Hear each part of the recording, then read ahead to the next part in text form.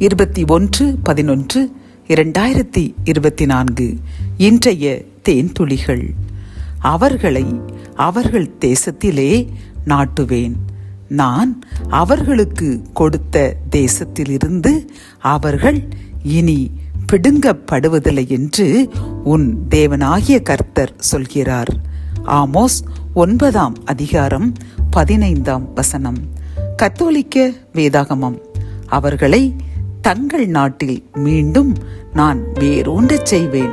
நான் அவர்களுக்கு அளித்திருக்கும் நாட்டிலிருந்து இனி ஒருபோதும் அவர்கள் பிடுங்கப்பட மாட்டார்கள். ஆமோஸ் 9:15. கர்த்தர் தாமே இந்த வசனத்தின் மூலம் நம்மையும் நம் சந்ததியையும் அவர் நமக்கு வாக்களித்த இந்த தேசத்திலே என்றும் நிலைநிறுத்தி நம்மையும்